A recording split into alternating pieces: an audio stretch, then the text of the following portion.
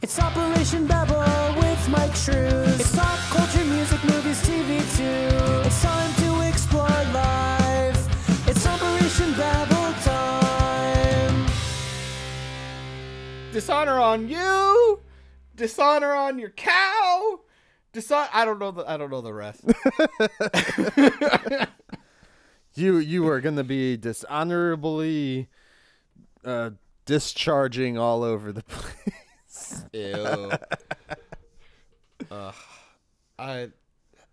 Michael. Oh, we already started it off wrong. Fuck.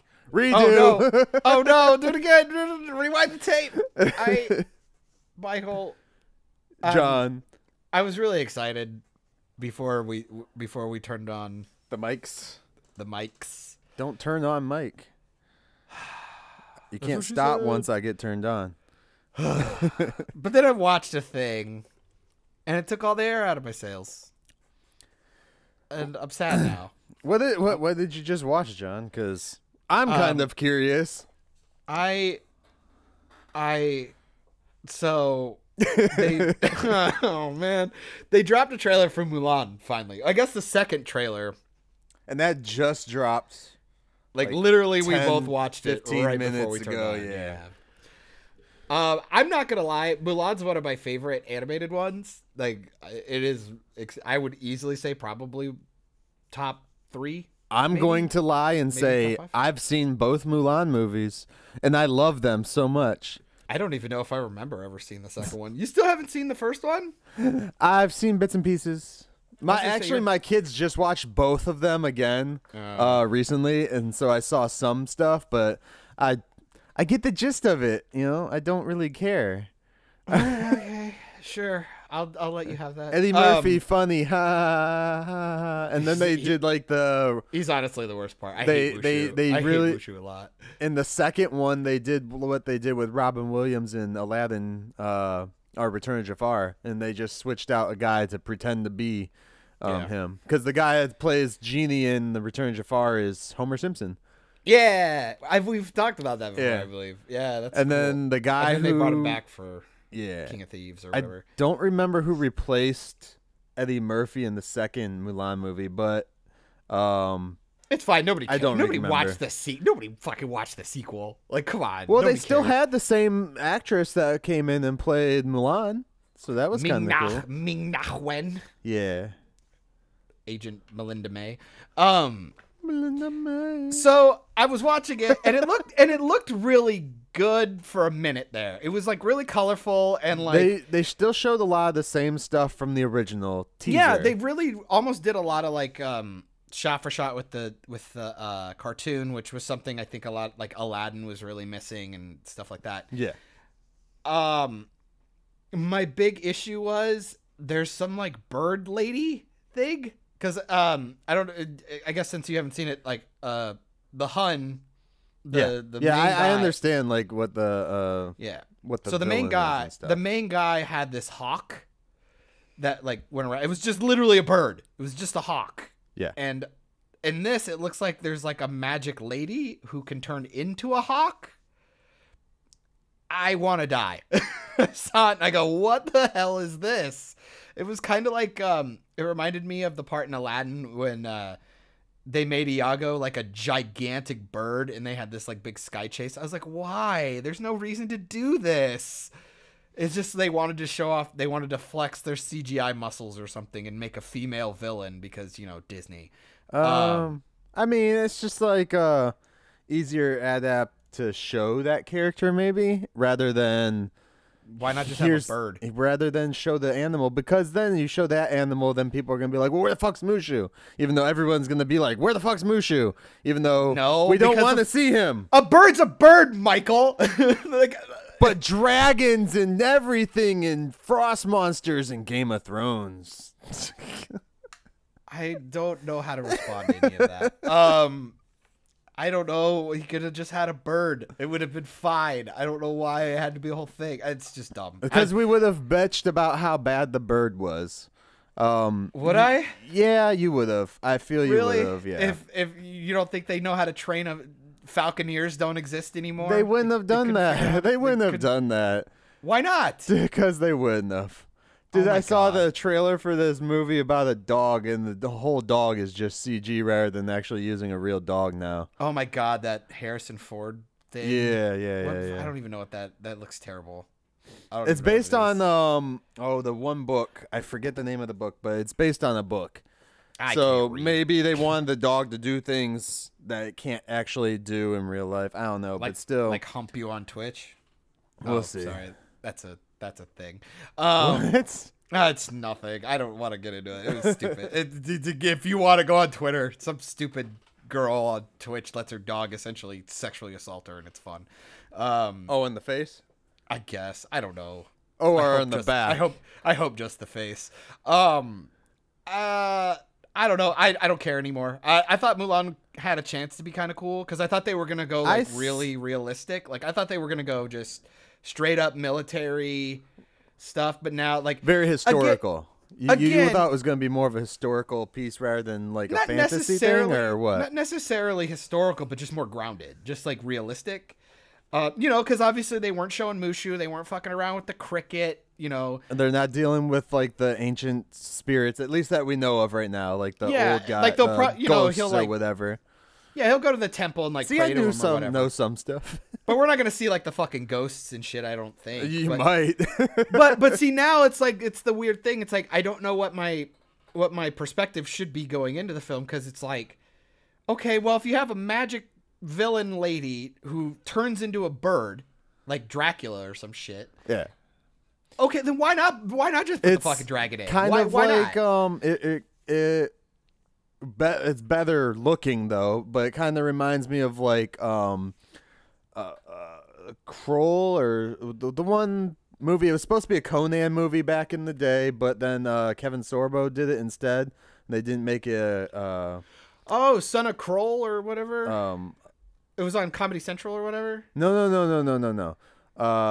Let me look it up, but keep talking about how you what you thought. I don't know. I just thought like the costumes looked really good. I liked that they went a little more like oversaturated with the colors. Like it looked really nice. And I thought the Hun looked really cool. Like they were doing like this neat like rappelling thing up a wall. I was just like it totally felt grounded and it was really nice. And like they mixed in the Reflections song into like this big orchestral like epic. It's not a musical, which is nice. At least from what we see right now. From what I saw, yeah. Which I was like, oh, okay, they're gonna go a little more grounded. That could be fun. And it's Cole the Conqueror. Yeah, okay. With yeah, I watched that. Tia Carrera. I thought that was fun. That's kind of what like like that bird chick reminded me of was Tia Carrera's character in that. So I was like, it's kind of gets that because she fucking magic witch thing or whatever she was. But yeah, go on. Sorry. Yeah, I was like, thank you. I don't know. Like I said, I mean, I was almost praising it because they were getting away from like, because I was like sad that they got away so far from the cartoony stuff. Because I'm like, I really like the ending in Mulan where they used like all the fireworks to distract everybody, and like that's how she gets away, like using her ingenuity. I'm like, oh, the way it's so grounded and stuff here, I don't see them doing something like that. And they got rid of Mushu, and they're not dicking around with the cricket. And we probably won't have some goofy scene with all the ghosty ancestors. I'm like, that's fine. I think if you do have a scene with the ghost ancestor spirits or whatever, it's going to be a little like toned down. It's not going to be a comic thing. Yeah. It's going to be a more serious tone thing. You're not going to have Eddie Murphy fucking cracking wise in the middle of a temple. And they're not going to be like fat ghosts either because they're just not going to do that. Because if they're fat, they have to be the villain. Because Disney. No, but like I said, it was neat that they were going to get away from the like overly magical stuff and make it a little more realistic. Because it would have been different. But now with like they added the magic bird lady, I'm just like I'm really harping on that because it killed the suspension. Yeah. Of disbelief for me, so I was like, I don't know, I don't care, I'm out. I'll wait. I'll wait till it's out of theaters now because I don't care. I think you should see it in theaters just in case, because if anything, go on like a cheap day or something. If anything, the visuals will be nice. Nah, it looks like it'll be a decent movie for like the Mongolian time period, I guess. So I'm sure by the time that comes out, I'm sure there'll be 100 other movies that are going to be way more worth my time. So nah, I like the cartoon a lot. I'll just stick with the cartoon. Same with Aladdin. Go see the second one then. Nah, I'm good. See, that's why I think I can just go and watch this movie because I don't have any connection to the cartoon or anything. Where Aladdin, I just refuse to go see that movie. I refuse for it to be shown in my house even. My free time's valuable, so I'm good. So you obviously had nothing, but I was like, I was ready for a trailer, and now I'm just sad, and I don't care about it anymore. Yeah. On to the next thing. For me, I feel it just can go either way. It's up in the air, you know. I mean, at least they didn't have horses on spaceships in space, so that's cool. Okay, Christ. That dumpster fire is just getting bigger and bigger. Good luck, Star Wars. I think Jumanji: The Next Level is gonna decimate it in the box office. I'm very think so? curious. I think it might. I think it might because it's got The Rock in it. It's already got the following. Well, it's got a great cast. The last one was really good. Surprisingly good, actually. I enjoyed the last Jumanji one. Yeah, I agree. I was super surprised how much I enjoyed the last one. Like, because I'm a huge fan of the Robin Williams one. It was really cool. But this one went a little more goofy. And and like I said a long time ago, my biggest thing with The Rock and Kevin Hart is that they're themselves in all their movies. And it gets really tiresome. But because they were having to play other people playing them, quote unquote, it's like, oh, they actually had to act, and it made it a little funnier. So for the last one, yeah. Which this one, it's like they're going to be playing. It looks like they're playing multiple people or something. At least a couple of the character actors. I'm super curious, man, and I love Karen Gillan. Aside from the fact that she's gorgeous, I think I've loved her since Doctor Who. So as Amy Pond, so I'm like, I'll show up for anything for her. Jack Black tends to be pretty good. I think he's a pretty underrated actor. He might pick some dumb stuff, but he's actually a really good actor. Yeah, and I mean, it looks good. And again, you're talking about movies that are coming out around Christmas now. You know, if Star Wars isn't great, the family's gonna go see Jumanji. Like, that's a perfect family film. So it'll be really interesting because I think Star Wars. I mean, it's Star Wars, dude. So the first weekend is going to dominate. Like, it's gonna go crazy, and I think it comes out on the 20th. So. Okay. You know, that first weekend is going to be hardcore, but I think the second week return, I think you're going to see it just tank. And I think Jumanji is it comes out the second week, right?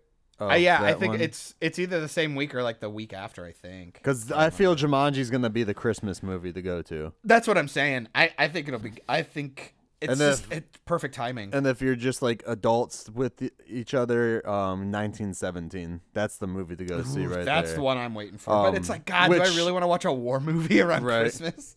I do. I totally do. And I'm guaranteeing that's going to be on my top 5, even though I did a top 5 for the year.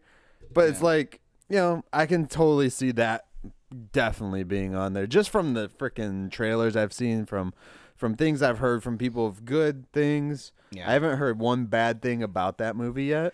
I've heard rumors that so maybe I'll be that asshole that just says something bad for the push of it. Just to bring the score down. I've heard rumors that 1917 it's like shot to look like a one shot, which I'm curious how that's gonna work because I think they did that with Gravity or some shit like that. I can't remember. I think so. Or did a lot of Which what are they meaning by that then? Like kind of like the idea that like so people outside know. They hide cuts so you're not cutting like back and forth, so it just looks like the camera's constantly running. It's not going to look like a John Wick fight scene where it's back forth back 35 cuts in 1 second. What was to sound pretentious? There was an Alfred Hitchcock movie that did that where like it was literally one shot. Yeah, or like they made it look like that. Like when they were about to run out of film, they'd have like an actor like walk into the camera, room. or walk into the camera to have look like a fade. Oh, I forget the name of that one, but it was like the guy would walk up to the camera, and that's when they would change out the film reel, or they follow the actor into the other room, and as they were crossing the border for the wall, they would change out the film can and all that shit. That's a good one to look up because I forget the name of that, but it's all one shot. It's like shot sitcom-y, like one style. Like you're not getting multiple angles or anything like that. It's all one angle, one flow, one everything. It actually looks pretty cool when you watch it, especially if you're into seeing like how they do that shit. Because it's not like back then they had like hard drives where they could just add on another fucking hard drive right away. It's Rope from 1948. Yeah, because it was the black and white and everything. Yeah. Actually, I think they digitally redid it for color, which is pretty cool. Yeah. It might I don't know if I like that though. I don't know if I like when they digitally redo them in color. It's like, let me just see the original. I don't know. Maybe. You know? I guess I haven't really seen enough examples to say whether or not. Give me the original cut. But yeah, take out that CG bullshit. I do remember them showing that to us in film school. I thought that was really neat because it just makes you have to plan your shot just a little bit more. So it's clever. I don't think a movie should be judged solely on doing something like that, but it is a neat little extra thing. It also makes it a little.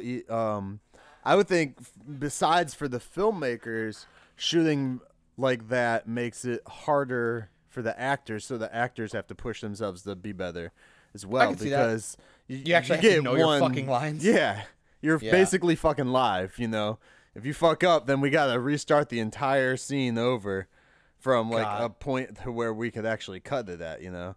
God, Children of Men always makes me think of that. Like, could you imagine just being like one of the dead bodies or something after like an 8-minute long action take with explosions and shit? It's like, oh, I sneezed. No, back to one. God damn it, Frank. Why is that dead body getting a boner over there? Oh my God. What is it with you and boners, man? I love boners. Hey, fair enough. Had good pork sausage. I completely lost my train of thought. I started thinking about pork sausage. I don't know. Well, Jumanji Next Level comes out December 13th, which is the week before Star Wars, which, you know, honestly, I think makes it even better. Because, I mean, imagine it comes out, right? Does okay in the box office because it's probably going to be like the only good movie that week or whatever. Gets really good word of mouth. So then everybody's going to go see it the next weekend, so it'll hold pretty strong. Everybody goes to Star Wars. Does fine, because it's Star Wars. But man, if that gets bad word of mouth, fuck, dude. It's going to be 1917 and Jumanji rule in the box office after that. I mean, I would assume. Unless I have no problem believing there are probably Star Wars fanatics right now who want it to do good so bad they're probably saving like $200-300 to just buy tons of tickets. What do you want for Christmas? 500 tickets to the Star Wars movie. We want it to be Endgame, goddammit. Mommy, I want to rent out the entire place. Can I do it? It'll be for my birthday. Star Wars needs to be #1. Yeah. If you can't tell, it's not even gonna beat the Joker. Let's face it. Yeah, no shit. It might not. You say that it might not. Because I guess they were. I know this doesn't really matter to anybody. Because one, I don't really give a shit about the new Star Wars anymore. The Last Jedi killed it for me. Dumb.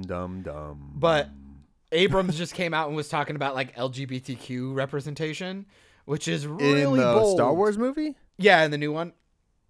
Which is really bold considering they're probably banking on China money. I'm confused though. Which they're not super down with. Like, so how do they do? How are they showing that representation? Because probably have when two you're male dealing with aliens kissing in the background. sci-fi, when you're dealing with sci-fi and with worlds like that, it's like, what are you doing exactly that's representing the groups that don't even exist in that culture, that world, that universe, you know. Because they did it with in the Solo movie, making dude pansexual or whatever. Oh yeah, Lando. Lando. Yeah.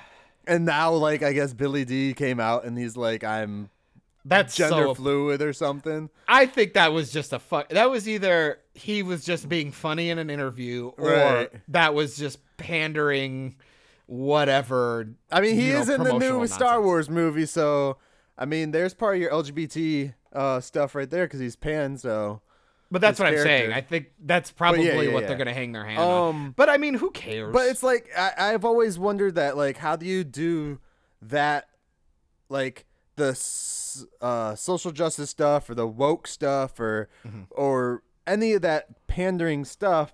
Not that all of it's pandering, but most of it is the way they do it. Yeah. Like, how do you do it in movies that are dealing in those kind of worlds, like Star Trek? Like, people are always like, Star Trek needs more of this. I'm like, Star Trek is like the most woke show that was ever created. Like, are you serious right now? Like, they dealt with so many things, and then except for with Discovery's like, well, no, because they technically deal with like interracial couples and stuff like that with species and all that stuff. So yeah, there you go. With sci-fi, I mean, you just use the humans, because if you do it with the aliens, you know, Right, you don't. That's the thing. Nobody is, will like, care. If you're dealing with a world that's mostly alien, and then half the characters aren't. They're not technically human. They're not from Earth. None of them are from Earth in Star Wars. So it's not really dealing with us, with our society. I mean, you say that, but I mean, They're not from Earth. this They're sequel not human. this sequel trilogy is the least like sci-fi to me. Like, there are barely any fucking aliens in these things. Yeah. Like, watch an episode of Mandalorian, dude. They have like 3 different spots where there's just aliens all throughout the bar. Like, it's almost more aliens than human looking people. It's crazy. In Mandalorian, you said? Yeah. Okay. Or even like the old, because we went back and watched like Empire and Return of the Jedi. Well, and in stuff. There's just fucking aliens Mandalorian- everywhere. What planet are they supposed to be on in that? I haven't watched. They yet, just go so. all over the place. They just go all over the place. Okay, I thought it was like a stationary show in one like place. Okay. Nope. I think they've already been to like 4 different planets or something in like 4 episodes. So, But do they start on like his home planet at least in Mandalorian or whatever the fuck? not really. was called? They start off with him like they jump right in the middle of the story, like he's already collecting a bounty. Okay. I don't even know if they tell you the name of the planets, because it's not really that important. Right. Like, But just he's jumping like around. traveling from planet to planet. You Yeah, can yeah, tell yeah. by the backdrop and stuff. If I cannot help myself every time I watch it, the best I can say is just think Firefly. It just feels like Firefly, except there's no ensemble cast. It's just you're following the main character. Yeah. I think I'll start watching it when the internet stops pushing fucking Baby Yoda fucking everywhere. Baby Yoda. You mean fucking the Green Mogwai, fucking Green Gizmo. Dude, that thing is a cross between the squid creature from Men in Black 1, Kind of the little alien creature from Men in Black 1, and the female gremlin from Gremlins 2. Yeah, he's I think talking I about posted that in the group. Yeah, Yeah. he's talking about the tentacle monster squid looking baby, the one that Will Smith helps give birth to in the Yeah. car. Yeah. Yeah, that was funny. Because God, that has the movie's same good. fucking eyes as the Baby Yoda pictures I keep seeing. pretty close. I'm like, no, just stop. I keep getting so pissed at people when they post pictures of it. It was really funny because Werner Herzog, whatever. He plays a character in a couple of episodes, and he's a pretty traditional director, like, solid 80s director who really likes practical effects and shit like that. And when they came to the table of making Baby Yoda a puppet, Disney wanted to do it CGI. And fucking apparently he came out and called Disney a bunch of cowards because they weren't willing to use the puppet. And then they used the actual puppet, and now the fucking thing blew up. Like, man, talk about one fucking little creature. Yeah. That, man, could really save Star Wars. Like, it sounds really dumb, but if you did like a combo pack with like the Mandalorian and Baby Yoda little action figures together. Oh yeah, those things are gonna. Put And out like the Baby pop Yoda figures plush and shit, or something. plushie and pop figure. Like, that thing is made to be a pop figure. Yeah. Like, You know that Those- shit's selling all over Disney Studio. But they have like parks. nothing out, dude. They have made like nothing. I mean, yeah, because there's not Nothing. even like shirts or stuff. I guarantee people No. have created shirts though. Oh yeah, with no, it. dude, go on Etsy, bro. Whoever's But making that shit in their garage they need right to now, give him a is making fucking bank. name besides Baby Yoda. Dude, why not just bank on it for a while? Because it's working. It's a fucking trending thing right now. Stupid. Well, and it keeps people talking too, man. You're keeping the show in conversation by doing shit like that. It's pretty smart. I still maintain. I think that Disney Plus sucks so bad, technically, and the show episodes are really short, man. They're like I think the longest one's like 37 minutes. It's like I think they rolled this out like way fast. I think ahead of schedule because they knew Rise of Skywalker might tank. So they were trying to get goodwill. Funko That's has why- some baby stuff that's coming out. Yeah, coming out. But I mean, dude, they're already like 2 months in. You know what I mean? It's Yeah. been 2 months. And they knew the show was going to air in November or whatever, or like the end of October. Why would you not already be manufacturing stuff before the show comes out? That's a good question, but you can get it for $9. There you go. Because, I mean, remember, we used to talk about, like, with Marvel, they were fucking putting out Lego sets and toys that spoiled the fucking movie, like, 6 months before the movie came out. Yeah. But, like you the have fucking Star Wars. time travel suits for Endgame were out on Exactly. the shelves months before the damn thing. Or, like, in It's Civil like- War, they had Ant-Man as the big giant man, so you, Yeah. like, spoiled him getting huge. It's like goddamn marketing. Don't get me started on that shit. Like, come on, like the I thought thing you is, used to be the proprietor for that, man. I am, but god damn it, Man, you're, like, fighting with yourself right now. I love it. I just wish that they would wait until the movie's out to put the toys out, like they used to. I absolutely agree. Because, Yeah. you know, send them out to the stores. Fine. First weekend of the movie out. Don't put them in that Monday. Fucking fill the stores with that shit. I absolutely agree. Especially your big franchises like Marvel, Star Wars, fucking Frozen. I don't need to see all the Frozen characters that are gonna be in the new movie before the movie comes out. Yep, You know, I agree. it's like, they did it with they do it with TV shows now too, like cartoons. There's putting like the Ninja Turtle show that's out now, like the Rise of the Turtles or something. What is it called? Rise of the Teenage Mutant Ninja Turtles. Like they have. I like how you have a toy on the wall, don't you? I saw you look. I have all of them. Oh my god, that's amazing. Like I got them because I was like, I'm gonna grab the first. I wanted the first set of them when they come out. Yeah. Before the refabs and all that, or second editions and all that shit come out. But I got them all. But like they had those out before the show was even dropped. Oh, I'm just like, okay. So now I see what the evil bad guy looks like before the show comes out. Like, granted, it's for kids. I get that part. And granted, Star Wars for kids, yes. fuck you. It's for No, kids. fuck you. Fuck you with all that. I'm sorry. Anybody who says that, they can go straight to hell. Star Wars I for hate kids. I'm probably going to hell anyways. Fucking dude, bros. Fucking dude, bro. Fucking dude. Fucking Dude, bro. It's for kids, bro.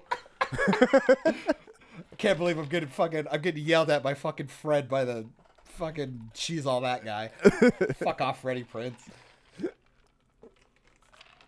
Oh. No, but again, it's just like it just seems so strange that like really you wouldn't even have toys of your main character and you knew Baby Yoda was coming out. Like you're not making toys, and then you're so slow. Like after the first like 2 episodes, because they reveal. I'm sorry, I'm gonna spoil it a little bit because you don't care. No, spoilers for Mandalorian, guys, just in case. For episode 1, it's fine. Okay. They just introduced Baby Yoda in the very first episode. You see him. So it's like, dude, you're not already putting out fucking toys after at least the first episode? You should have had that shit locked in the barrel and ready to go. Yeah. Like, especially with Christmas, dude. Christmas is like fucking 3 weeks away. Like, you're right there. They're just being like, you know what? The original Star Wars movie didn't have toys out when it dropped. God, right. So we're just going to do that and pre-sell everything, and then we'll ship it to them whenever we get it done. No, somebody made this joke online. I cannot remember who said it. I think it might have been Robot Head. He's a YouTube creator that I really like. Um, you know, in Rise of Skywalker, you've seen that new droid that kind of looks like the pea shooter from fucking Plants vs Zombies, the hairdryer. Yeah. I think his name's Dio. I don't know, but he posts a picture of Dio and Baby Yoda next to each other, and he goes, "Yeah, fucking good luck being the new cool toy when Baby Yoda comes out." It's like, oh man, oh, it feels bad. Oh, you know what would be even worse is if they make like the Furby Baby Yoda. Dude, I would buy it. With his eyes that move. I think shit. I'd buy it. Dude, I think I'd buy it. Fuck that. Because I still have my Gizmo Furby. I still have it. I love that thing. I think it's Does cool. he talk in the show or no? Or something like no, it just makes baby sounds. Oh, that's gay. Well, fuck you. It's adorable. What do Like you mean I said, it's gay? it's fucking for kids. What do you mean it's gay? Turn the frogs gay. Why gay? And when I Michael, say gay, I mean Michael, it that in came like out of the nowhere. weird way. Because I I'm know. not allowed to say the word that actually means Like gay. we say, it's like 90s. We're 90s kids, people. We're sorry that you don't like our rhetoric, but it happens. It's so words weird. are just words. It's so weird. That doesn't sound this nice. That was so funny. It just It's like, doesn't have telekinesis? No, it just makes baby say, that's gay. That's fucking hysterical. I mean, at least give it something, Let's hear it talk like Yoda. Dumb am also, I? Also, the Cute I am not. I think you might like Mandalorian, dude. It's fucking simple too, man. Like that's why I like it. It's not this big convoluted fucking storyline. Yeah. There is a lot of convenient shit that's kind of hard to swallow, but you just kind of deal with it. That's what I tell my wife every day. You're stupid.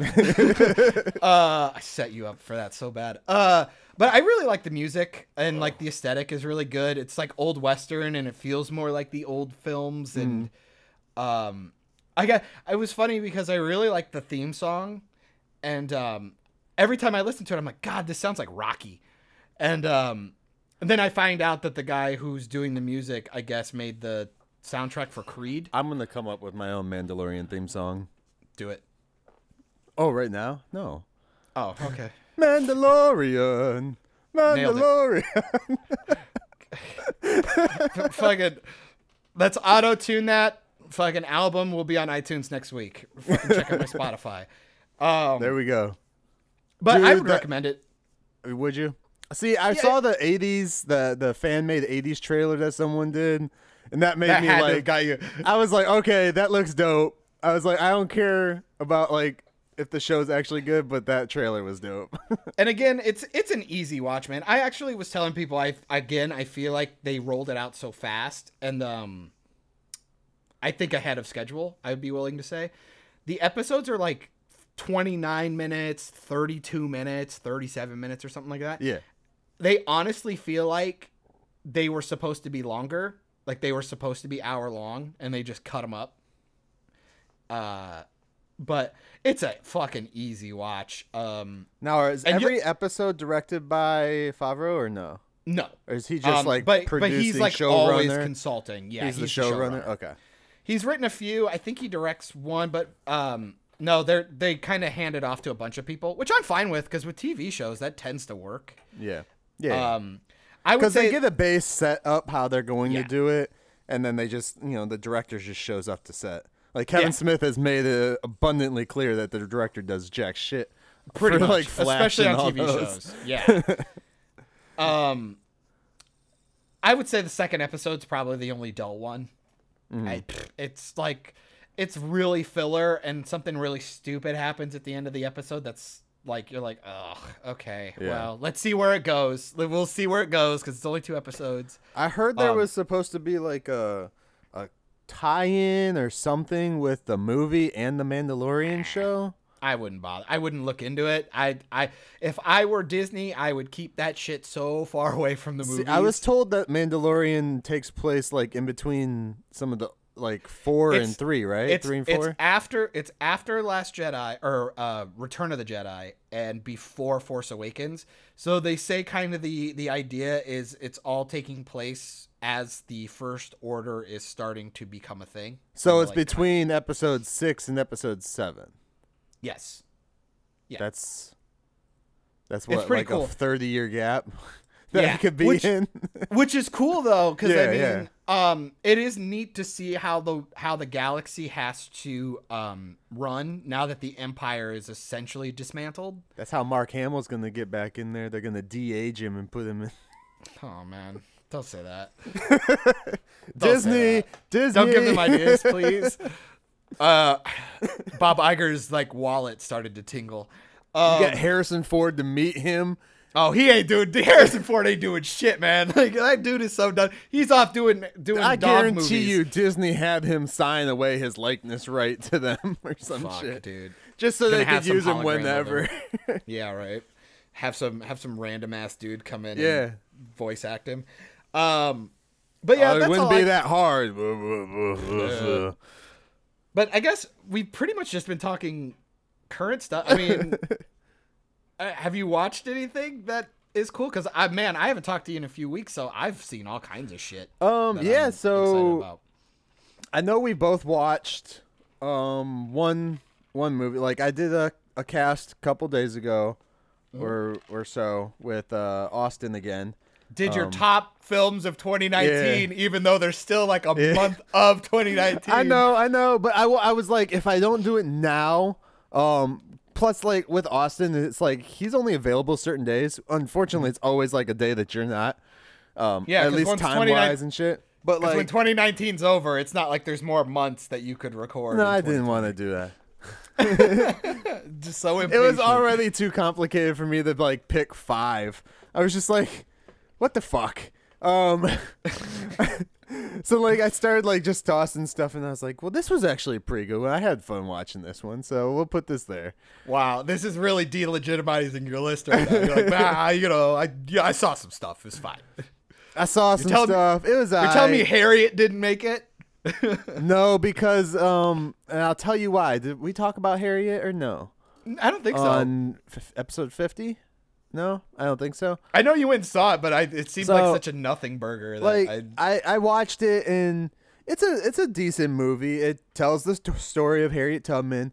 It's like one of those first like slave driven movies that I've seen where they don't actually show the beating of slaves, which is nice because it's not about that. It's about her. Oh. So that's a good takeaway from it. But they also don't get over dramatized with the slavery, I guess I would say. Kind of like Amistad did and shit like that, where it was like that was like the main point of that movie, where Tubman was, or Harriet was like, it was her fucking story. It was her. It wasn't trying to over dramatize a whole lot or anything like that. Okay. And then, but they did this thing because like with Harriet Tubman, she like had that thing where she like talked to God and stuff like that. And God is like how she led her out of the South and was able to always like communicate with her, and she always said that he would give her visions and stuff like that. Okay. So they did that in the movie, but they did it in a way that I didn't like because I mean it's hard to how do you visualize something that's in someone's head? Yeah. So but the route that they went was kind of like, this looks like the editing style of this should have been in like a horror movie from like the 90s or Resident Evil. Oh no. So God, you've been doing that. That's great. It was like it was kind of like yeah. But I like the movie itself is a good movie, but that one little creative decision kind of got me. I was like, it kind of takes you away from it every time they do it, and they do it multiple times throughout. And it's a good thing they did it multiple times though, because if they just would have done it once, I would have been like, "The fuck was that?" Yeah. It's funny you say that because I mean, was it good though? Would people want to? I think people would like it. It was funny though that I went back to the movie theater a few days later to go watch another movie. And some girls were coming out singing some of the songs from Harriet. You know, it's like the slavery songs and like the freedom songs and stuff. And like I started singing along with them, and the girls like just looked back at me follow like, the drinking gourd and shit. Yeah. But I started singing along with them because I was bored. I had nothing to do while I was there. And they just looked at me like, what the fuck is wrong with you, crazy white boy? These are our songs. I was like, no, it's a good movie, right? And so I like got them into conversation so they didn't think I was like a freak. Yeah, you're still a freak. I am. I don't even remember what movie I was going to see after that. I think it was like a horror movie or something. But yeah, I recommend seeing it. I wouldn't run out to the theaters to see it. Yeah. But it's a decent film. It's fun. Cool. Unless you want to hear like their songs, but they don't really do. It's not like a musical. So Duh. it's Yeah, not. yeah, they're yeah. not playing them like throughout the movie or anything. But if you want to hear their songs like being played at the end credits, I guess. Sure. Go ahead and check it out in the theaters then if you want to hear it on decent speakers. Fair enough. But yeah, so that's what I got for Harriet. Yeah. No, it's funny. It's funny that you said that there was like an editing choice that kind of almost took you out, because I actually experienced that with a film that I actually really really like, but I almost got pulled out of it a few times. I posted about it on the Facebook page. It's yesterday. Okay. Yeah. That I think its name is like Hamish Patel or something like that is the lead guy, and I think Lily Collins or James or something is his like quote unquote friend, love interest / manager, whatever. Lily Garcia. It's No. I don't even know what the fuck that is. But so if anybody doesn't know about Yesterday, it was Lily James. Thank you. Yes. There you go. Oh my god, and she's gorgeous and just a brilliant actress. The story is the main character is kind of I don't know. I wouldn't necessarily call him a failed musician, but he's kind of just a mediocre, like just doing coffee shops and kind of going around just trying to play and make it big. His childhood friend / potential love interest is his manager. And like super best friend, and he's got some friends that really really support him, and he's just trying to make it. And when he's starting to give up on his music, something happens, and then when he wakes up, the Beatles no longer exist. And it's really neat how you find out, because they like get him a new guitar and they're like, hey, play us a song, blah blah blah, and he plays Yesterday, Right. and does a fucking brilliant job, by the way. Like that's always a hard part with these kind of films, like when you're reinterpreting super classic well-known songs. That could be pretty bad, especially if you don't like the style. I would argue, I don't know if you ever saw Walk the Line with Joaquin Phoenix. Yeah. They change up. Wait. The one where he It was the Johnny Cash Yeah, one. yeah, Johnny Cash. Yeah. Because I actually really prefer Joaquin Phoenix's versions of the songs versus the originals. Because he actually sang them, right? Yes, Yeah. yeah, and he does a fucking brilliant job. But because he can't get into the register that Johnny Cash did, When's pumped Jeremy everything Renner up gonna on do a music movie? You know? no shit. I agree. He's so good. But Joaquin Phoenix, like they like boosted all the songs up an octave or something, like up a key, so he could sing them, and I really preferred that. But you know, that might not be for everybody. So like with this song, you have that or with this movie, you have that problem because you have the fucking Beatles, man. They're the Beatles. Like it's hard to recreate those songs. But he's singing Yesterday, and it's super super good. And the reactions from all of them are like, wow, that song was amazing. When did you write that? And he's like, I didn't write that. Like, the Beatles did. And they're like, who? And so, like, you start to see it. But there's this thing where once he thinks they're all taking the piss, like, he's just like, okay, this is really elaborate joke, guys. Fuck all of you. I just had an accident. Could you guys not fuck with me? Yeah. And so he goes home and starts Googling. And he keeps Googling the Beatles, and it just shows Beatles or the car, like the bug or the car. And so he freaks out. And the movie decides that Google searching is the way to confirm that something doesn't exist anymore. Because it's funny, because it's not just the Beatles. There are certain things like he drinks Coca-Cola, which is really funny for me. I don't know why. But he drinks a lot of Coca-Cola, and his mom asks, can I get you a soda? And he's like, yeah, I'll have a Coke. And she's like, what? Coca-Cola doesn't exist either. So there are just like little random things that no longer exist. It's not just the Beatles. But every time something like, it's like a running joke, he'll just like make a reference and somebody will be like, what? Yeah. And then he has to figure out, do they just not know what it is, or does it not exist? Yeah. And they'll fucking hard cut to Google, like doing a Google search. And I'm like, fucking movie, I get it. Can we stop? Because they do it like 6 times. Kind of like in the hard cut that they did with Jim Carrey and Bruce Almighty when he was at the computer, like exactly, kind of like that. Or like, do you remember like Shaun of the Dead, where they would do like the quick cuts and stuff? Yeah, it was like a little trope, and they would just do it was like, this movie didn't need that, and it kept doing shit like that. Yeah. And I was like, fuck, movie, stop. I get it. I'm not retarded. Like, can we keep going? Yeah. And but if they only did it once, then you'd be like, well, if it was a quick hard cut once like that. But like I was saying, like in the one scene where he's looking up the Beatles, he looks them up, they don't exist. Right. And then he talks about the Coca-Cola, and this all happens in one scene. Okay. He does it again, and he can't find it. I'm like, that's all you needed. Yeah. That was it. That was good. The rest of the time, you didn't need they wanted it for comedic value. They were trying to use it for that. That's what I think. Yeah. Or like they wanted to like. But alt-reality movies are always fun. Like when you wake up in the alternate reality and it's like. Well, it was funny because I was like saying like this feels like a really good episode of Twilight Zone. Yeah. Like, there was a movie a long time ago with Ricky Gervais called The Invention of Lying, where like the whole world, everybody was truthful, lying didn't exist, and Ricky Gervais becomes the first guy who can. Yeah. But halfway through, it turns into this big religious soapbox thing because Ricky Gervais is a really well-known atheist, and like he's very hardcore about it. So like a lot of that just became the focal point of the film. Yeah. That does not happen in this one. The same thing happened with his other movie he did, kind of like the one you're talking about, but it dealt with like ghosts or some shit. Yeah. I know exactly what you're talking about. I don't remember what the name of that one was. Yeah, that one got kind of preachy too. Which is funny because how he is, it's like, wait, what? He's pretty, like, the guy's always been pretty invasive.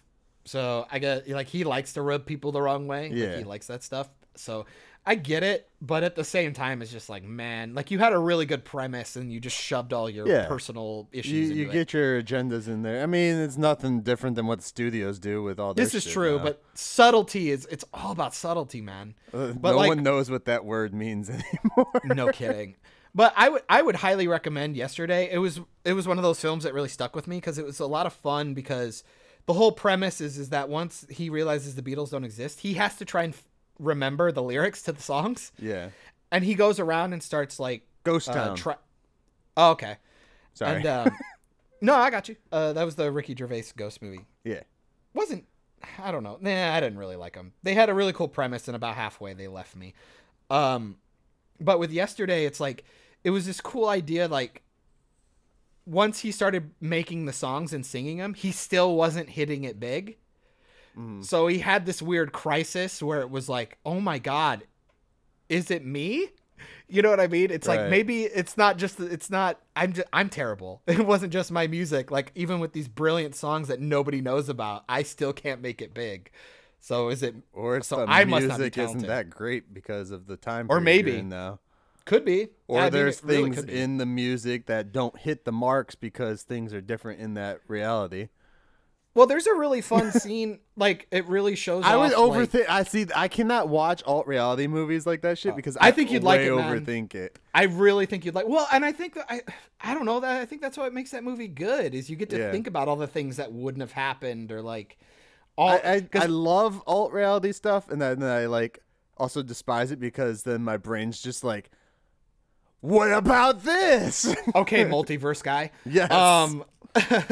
Oh, you wait. No. there's a great scene where he is gonna play "Let It Be" for his parents because they want to hear one of the songs he's gonna play, and you know, "Let It Be" is like a quintessential song in media. Like it's transcended decades, and he's playing it, and his parents couldn't give a fuck.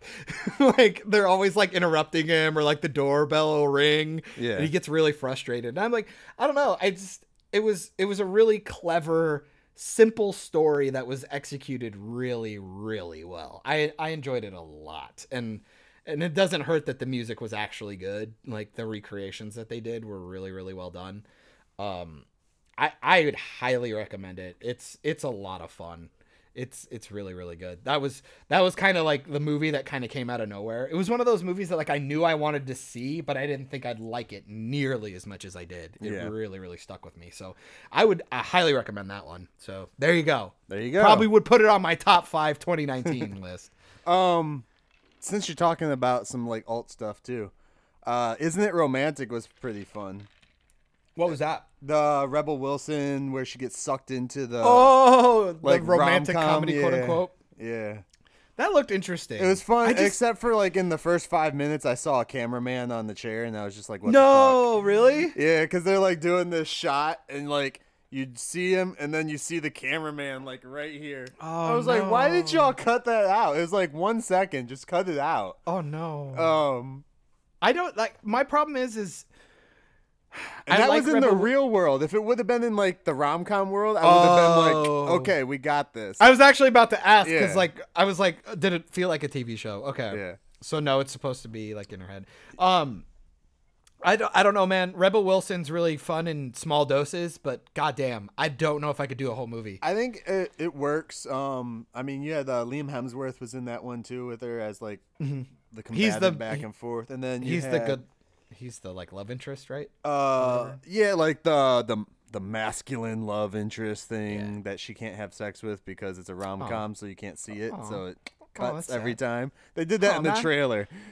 Okay, that's kind of funny. And then the other one was a Netflix one I watched was When We First Met. I don't know if it's really alt reality, but it's kind of like alt time travel type thing. Who's in that? Adam Devine. What? Like the American Idol guy? No. The comedy guy. He's got like a big mouth. Oh, he's from Pitch Perfect and other shit like that. Yeah. He was in some fucking app movie. Like it was like Siri got obsessed with him or something. Oh, I didn't watch that one yet. No. It looked fucking terrible. It's actually really funny. Rooster Teeth made a short like 5 years ago or something called Siri, where Siri was like going around murdering all of them. It was pretty funny. Yeah. But Robbie Amell is in that one I was just talking about. Oh, really? Yeah. Dude, have you seen any trailers for Code 8? The Stephen Amell, Robbie Amell. I saw like one, I think, on Twitter. Dude, it looks dope. I backed it like years ago. I want to see it. I want to see it so bad. All right, so you did that. What was the name of that one again? Yesterday, right? Yesterday. All right, man.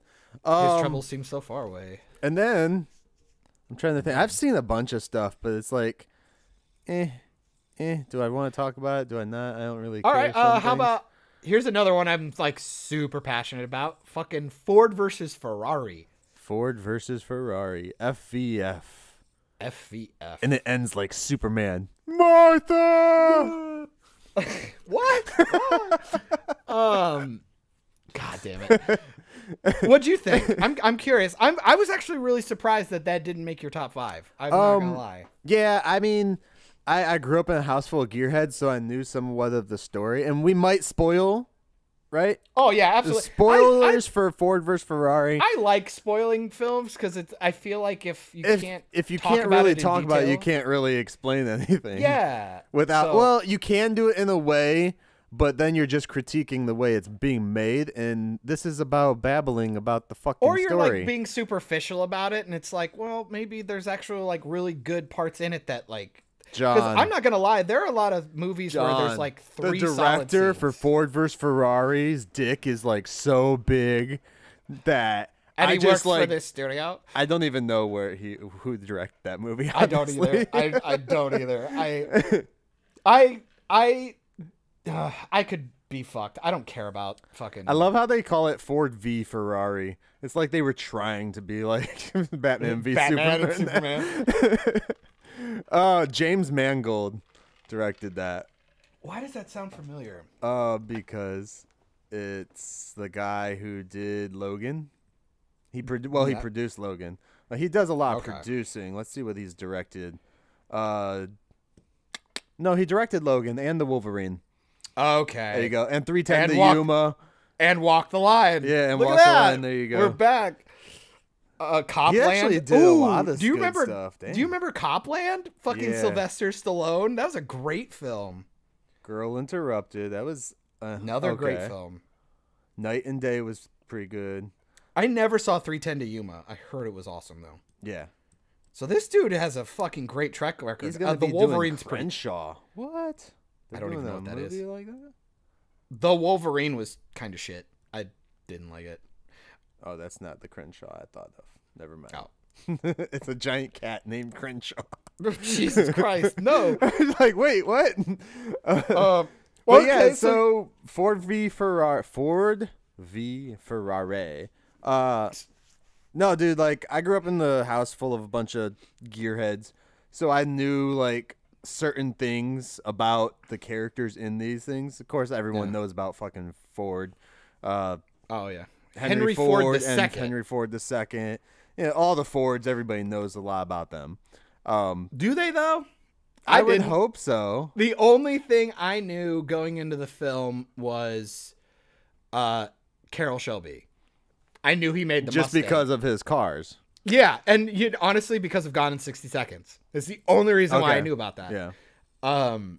Because I actually watched a doc. I liked the movie so much. I actually went and watched a documentary. There's 2 documentaries on Netflix. Mm-hmm. There's one about Carroll Shelby, and then there's one about the 24-hour race, the Le Mans. Yeah. That they what is it in Paris?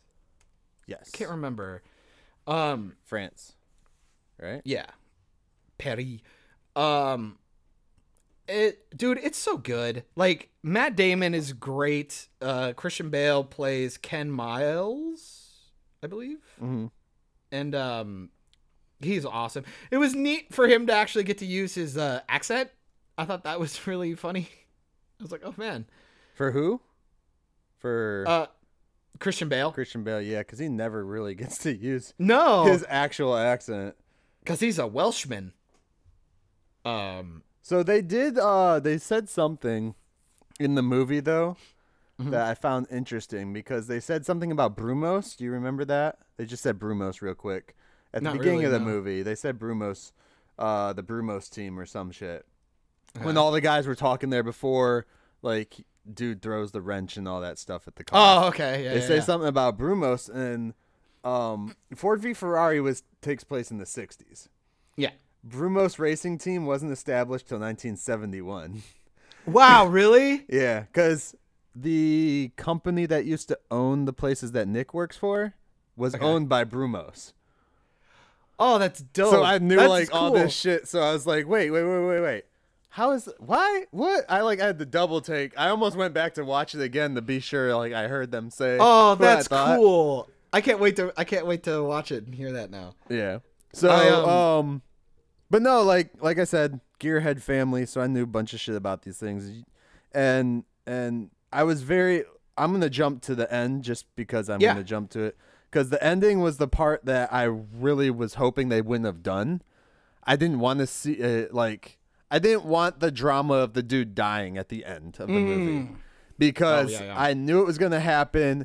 And they hinted towards it like multiple times in the movie, of course, Which to they do a over-dramatize fucking it. brilliant job of doing. They do. That, by the way. I mean, like when they slam his door shut with the hammer, I people love think that. that's gonna be him Yep. dying right there and stuff. And I was just hoping that they weren't going to actually do it in the movie because the movie was on all these emotional levels already, and then they add that like right when you're about to fucking leave the theater. And I'm just like, why'd you go do that to me, dude? Come on. See, I enjoyed that because I knew nothing about these people. Yeah. Like going into it, and great casting too, man. Like John Berthal plays Lee Iacocca, which apparently he was. I went with my mom, and my mom knew a lot of stuff about these guys. Okay. And so that was cool. So she enjoyed it. She was just like, "Oh man, I remember reading about him in magazines and stuff. He was so cool." And I just love the idea of the suits versus the mechanics and like, but yeah, you were talking about the door. I love how they build that up because like Ken has this accident on the tarmac because they're practicing and building their cars in an airplane hangar, and he crashes the car, it explodes into flames, and he gets out. And like, there's this kind of somber moment of the son of Ken Miles talking to one of their main mechanics. I can't remember his name, Rem or something. He talks about how, like, you know, fire is really dangerous, but if you can get out of the car, that's the point. He got out of the car. Yeah. So then when they start the race in Le Mans, like essentially the climax of the film, his door won't shut, and he goes like one full lap where the door just keeps flying open. Yeah. So they fucking hammer it closed, and you're immediately going, you harping right back to that fucking conversation About like, not oh, being able to get out and shit. Exactly. Yeah. And I'm Which like, then afterwards, like after they did that, he pulls Med back dick. up and he just opens the door. The other guy's able to shut it super fucking easy. that kind of annoyed me. I was like, but wait, what? But I was like, okay, they can fix a huge brake line, and they have this really good team. It doesn't really bug me that they couldn't fix the door if they had, you know, the 5 minutes to do it or whatever. But it was cool because it was funny because I was telling Mom, I was like, it was really impressive because of the fact that it's a real story. Yeah. They had to figure out a way because he doesn't. I mean, they win the race, whatever, and he gets screwed over, and that sucks, and it's really kind of like disheartening. But it's real world, so I kind of like that. You know, not everything always works out for your hero, quote unquote. But Dude, the guy made that one dude look like an asshole. Right. I'm just like, I hope his family is like, you know. I called him a weasel like 50 times. I felt so bad. But I don't think they used his real name though. I don't think so. I don't even know if they. Yeah, they gave him a name, but he was just supposed to be smarmy suit guy. Yeah. But I liked the fact that the climax of the race was him getting Ferrari just to get their car to break down. Like, that was when he won the race. He didn't even cross the finish line. He technically, and like, they build that up. They gave you this really satisfying climax win for your character, even though he ends up getting a little screwed. Yeah. I was like, that is just really impressive, having to work with the story, and you didn't like fake it or like rewrite history to make your film like have a Disney ending. You know what I mean? Yeah.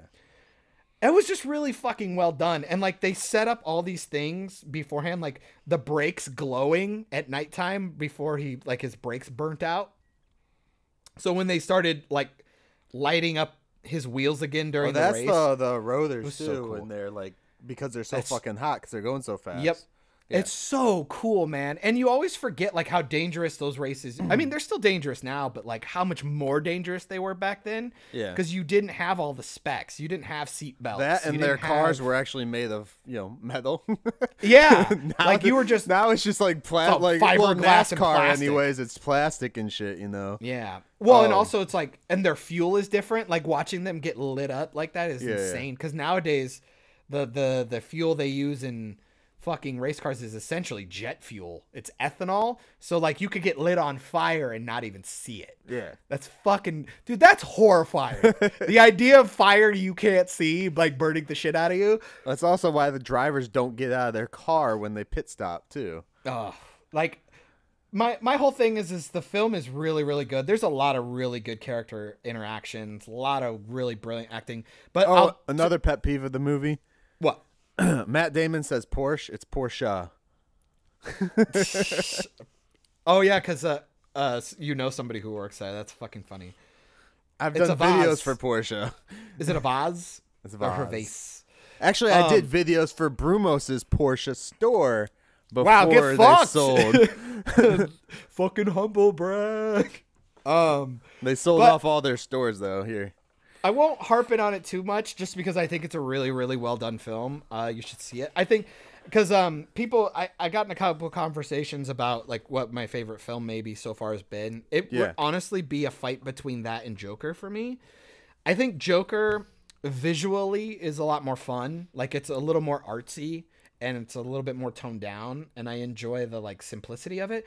But fucking Ford versus Ferrari is just like a good, entertaining movie. Like, you know, you have the car races, but you have solid like bureaucratic nonsense between people. You have family value. And can we talk about, it was so nice to finally just see a fucking man with his family.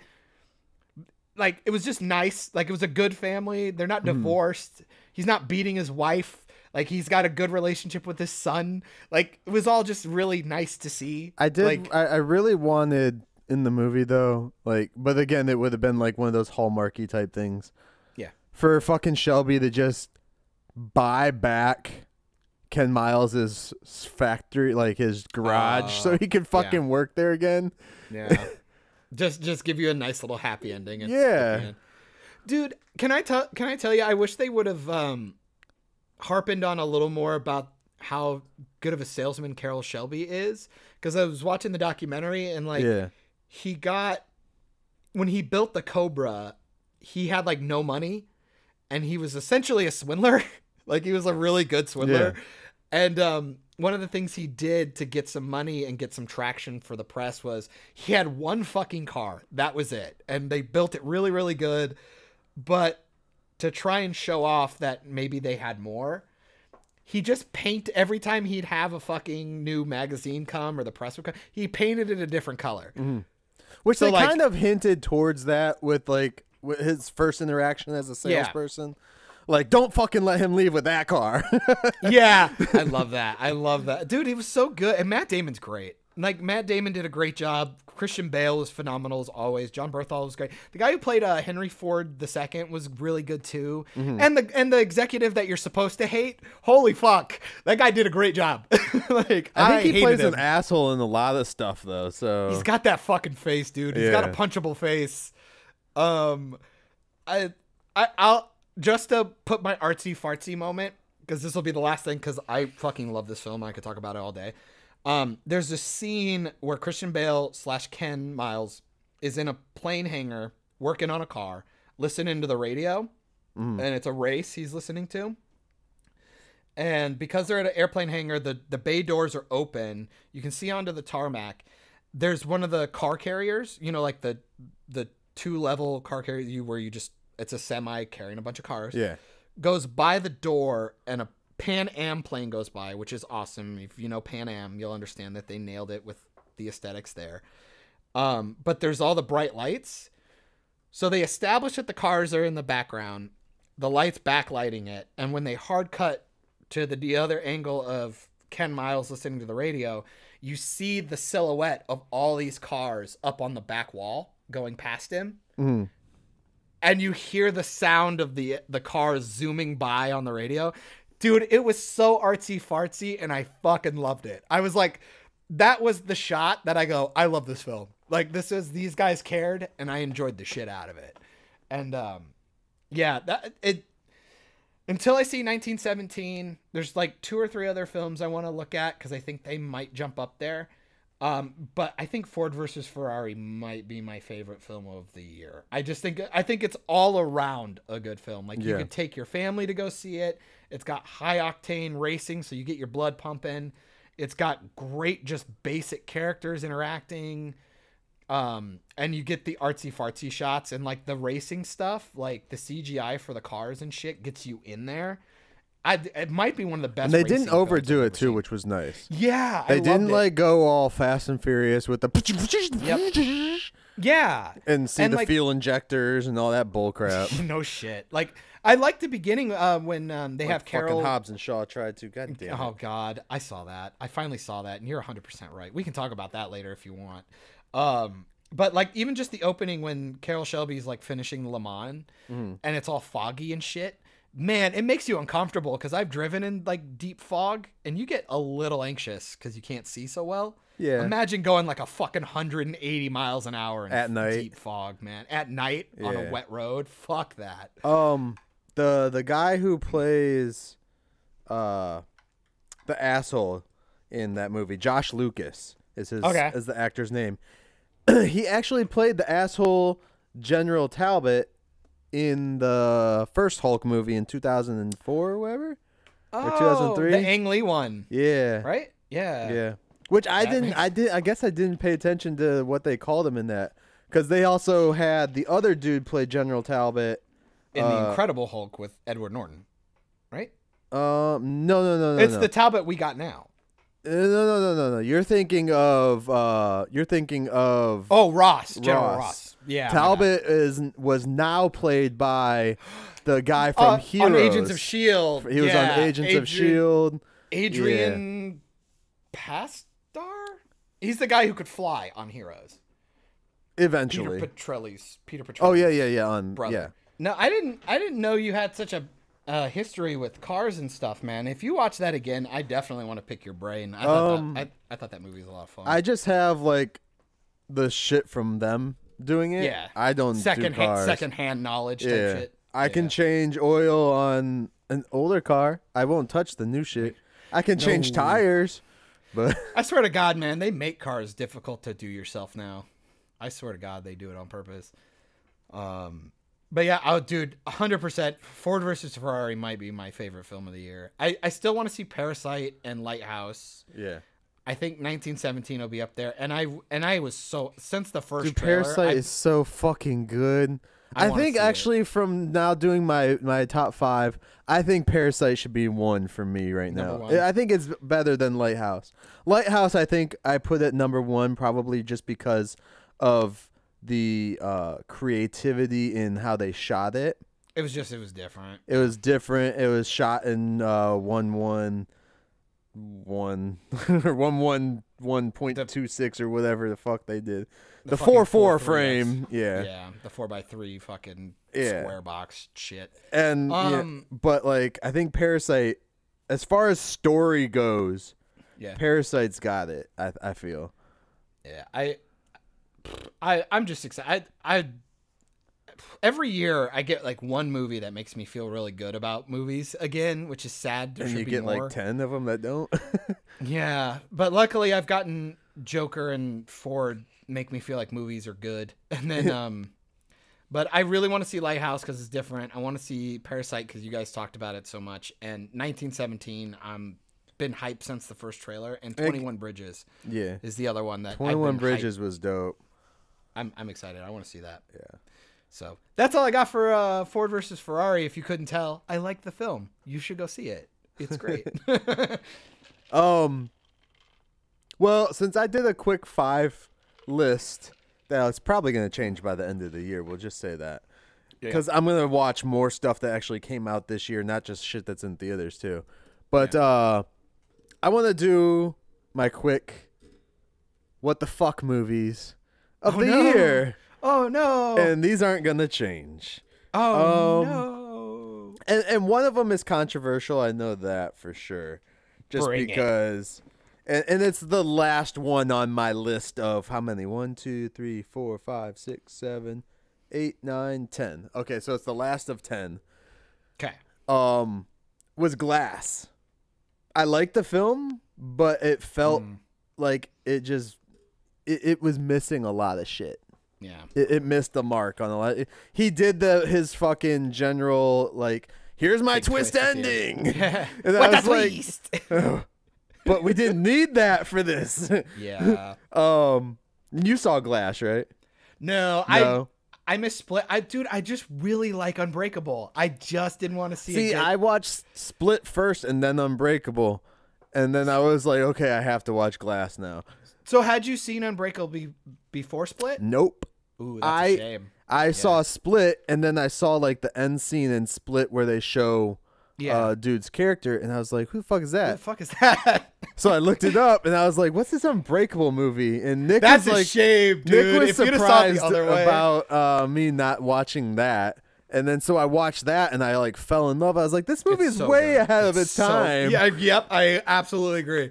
And then we actually got into a talk last night because we were watching one of the Resident Evil movies, and one of the chicks in there is from the Heroes TV show. And I was talking to... I think so. The blonde? Yeah, She's yeah. also on Final Destination or whatever? I don't know about Final Destination. I didn't watch that. Or play it. What? But I was like, dude, Heroes was like so fucking ahead of its time. Right now, if it was out, everybody'd be watching that. First season's great. Second season, the reason why that show died was because of the writer's strike. Yeah. 100%. I'll tell you. Oh, it totally is. It is. And then they tried to bring it back with Heroes Reborn, and that just oh man, what bad. a piece of shit! Was What a horrible. piece of shit! I have the original 5 seasons. And now And then- Mohinder, or whatever the hell his name is, what's his name? I did this again. What the fuck is his name? What was the doctor's name? Suresh? Suresh. It was Suresh. God damn it. That's the second time I've done that. Don't try and say Indian people names. I'm racist. No, the guy's on fucking Flash now. Being a bad guy again. Yeah. It was cool. He's cool as a bad guy, by the way. All right, so number 9, Terminator Dark Fate. Of course, we talked about What this. a piece of shit. Honestly, I think I would have had this at number 1 if it wasn't for my damn multiverse brain. Toy Story 4, just a made-for-TV fucking movie, dude. Yeah. The extremely wicked, shockingly evil, and vile. It was the what's that pretty boy's name from High School Musical? Zac Efron. Zac Efron doing the Bundy movie. Okay. You didn't like that? I liked it, but I felt that I also didn't like the way that the director did it. It felt like he was romanticizing Bundy the entire time. And then you think they were trying to do that? Because isn't that kind of how that works? It's weird because you find out that the same guy who directed this also directed the documentary for Bundy. Yeah, that was. And then he strange. did like a micro documentary too for another show for Bundy. So it's like he has a hard on for Bundy. Well, I mean, if you're fucking essentially a historian, I mean, why not make shit you know? You know what I mean? It was weird. Like there's no. You feel bad for Bundy the entire time you're watching the movie. Okay. Until like the last 2 minutes, if that. Do you think maybe they do that on purpose? I think so they you did have it to force yourself to like inflect about why you sympathized with him. Maybe, but everybody knows the reason that people felt that way back then was because Bundy looks pretty. He's like Ashton Kutcher of the 70s or whatever. But that's the point, though. Like that's the idea. It's like you're supposed to. You want because it's hard because you already know the shit. And then when you go and watch that, you're kind of just like, what the fuck are they doing? Why? But it could be a cautionary tale type thing, don't you think? Like the idea of like anybody could be a serial killer. Because what do people always say when somebody ends up murdering their wife and kids or something? People, and I'm sorry, we got really morbid. Holy shit. We should put the slasher on here. It was the idea of like, it could be anybody. Like the idea that people go, man, I never saw that wife coming. and kids die. It's always the husband. Always. I don't know. Like, I understand that part of the filmmaking, and like, I'm just curious. I haven't seen it, so I'm just asking questions. But just when I thought back on it, I was just like, it just feels like the director's really pushing this, like, and I feel like the ending, because they actually don't like say he did anything. It's kind of just like insinuated and whatnot. Well, I think it's because everybody knows that he was guilty. But how they ended is kind of like. The studio probably made him do that ending to make sure people know that Bundy was a bad guy. I can see that. See, this is the weird inverse because I haven't seen it again. Yeah. I like the idea though that it stuck with you. I think that might be a point for the movie that like it made you think about it. Well, see, I've watched so many movies about serial killers. I had to do psychology reports on them. And all this stuff, and even debates for them in debate class when I was in high school. And like, you know, you read up a lot of stuff. You watch all these movies like about Manson. Manson's always looks like the bad guy, no matter what. Kind of hard when you have a fucking swastika tattooed in the front of your fucking head. Well, he didn't do that till he went to prison. Was it after prison? Oh, okay. Yeah. Well, I guess why would you want to draw attention to yourself? Right. Yeah. And because he wanted to kill the supreme whites so all the black people would come to him because they wouldn't know what to do. Fair enough. That was his fucked up plan. It's like, really? Look, they're just gonna kill you, dude. They want white meat too. Oh man. Oh no. Anyway. Oh no. But like I've seen so many of them and documentaries about all these other ones, like Oh, shit. What's his name? Busey. Gary Busey? No. And Dahmer, of course, too. There we go. Oh, never mind. I don't care. It's old. But like they always make those guys. Hell, even in the Iceman movie, they make him look like a complete like psycho, even though he was like just a hitman. He wasn't like a psychotic killer. He was a hitman. I don't know if I ever saw that. But oh, what is his name? Your mom. Jesus. Pedro. Alan. I don't know. John Wayne Gacy. That's what his name is. Okay. That's the one I was thinking about. Because he's based on like they based a lot of movies around these people too. If anybody ever goes by all three of their names, I'm not talking to you.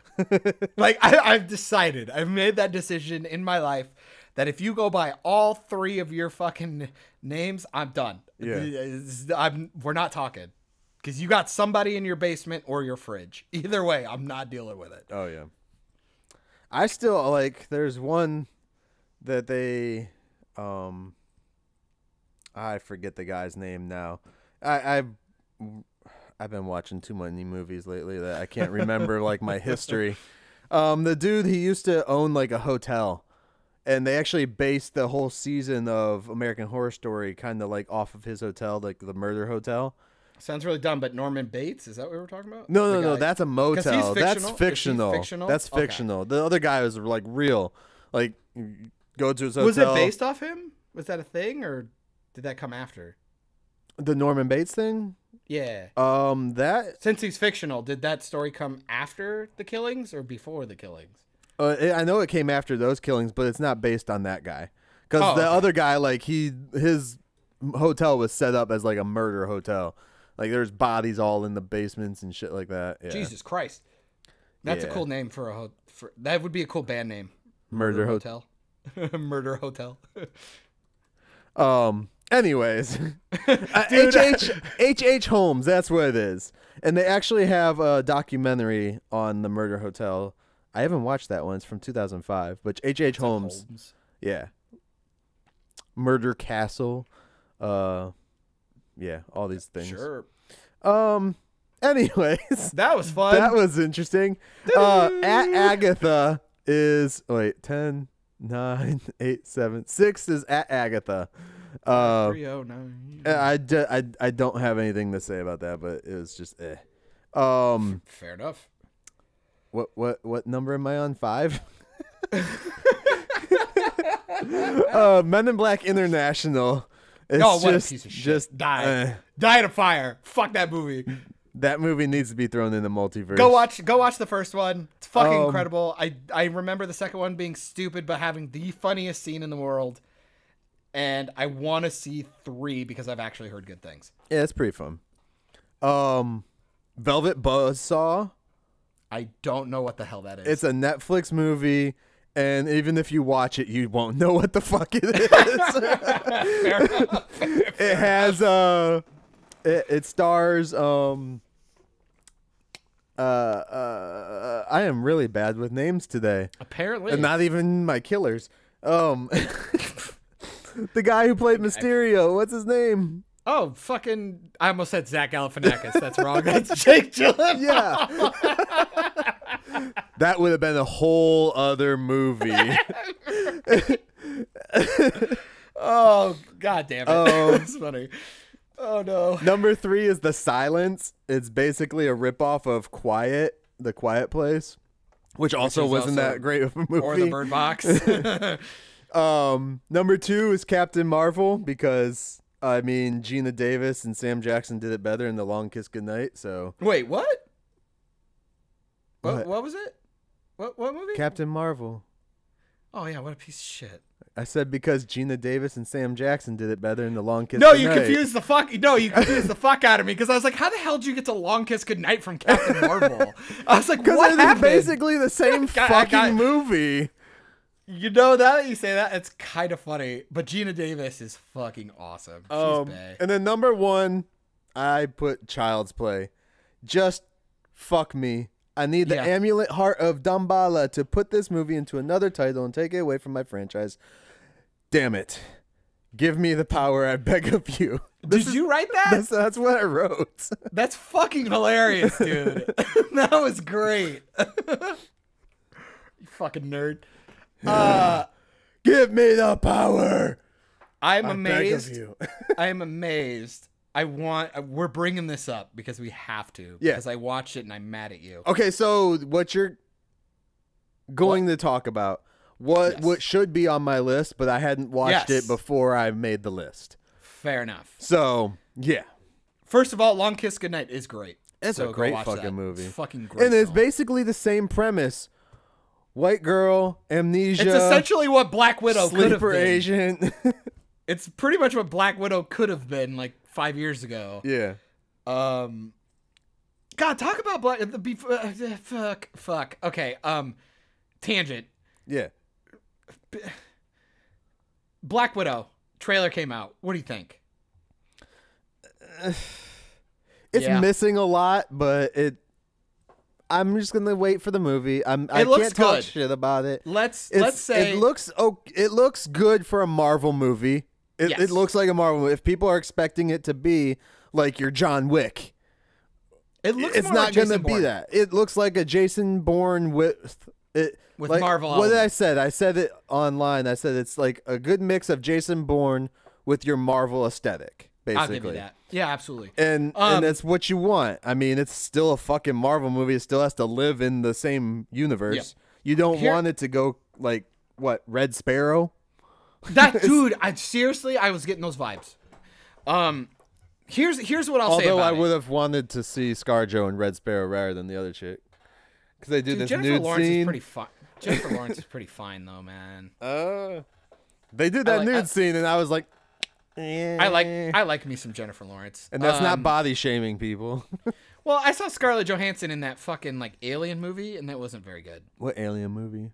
I can't remember. She went full nude in that, and I was just like, meh. The Afterlife movie? No, it's like, no, that wasn't her. It was just, I don't know. It's fucking forgettable. Google it. You'll be fine. Scarlett Johansson Alien movie. With the trailer, I go, it looks fine. Like, it looks good. It looks above average. Yeah. That scene where she's, like, falling from the sky looks fucking retarded. Like, that just looks stupid. It's like bad G.I. Joe elements. Dive down and stuff. It's just a straight rip from Star Trek when they dive down in Star Trek. Oh, dude, it's a rip from every fucking action film. Fallout did it. It's a rip from Star Trek. Fine, I'll say Star Trek.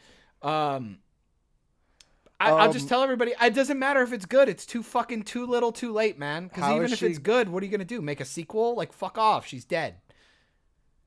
The only reason why I think they're introducing her quote-unquote sister, the blonde, is so they can get some type of sequel out of it. No. Her sister takes up the mantle of Black Widow. But that's what I'm saying. They're trying to... They need a Black Widow in the franchise still. That's what I'm saying. But and now we don't want to keep her. And now we know what Sheriff Hopper's doing in fucking Russia. Yeah. So that's cool. Hopefully this one does good for him, because... I mean, I like that actor. I do. What are they gonna do though? They got to kill him off, right?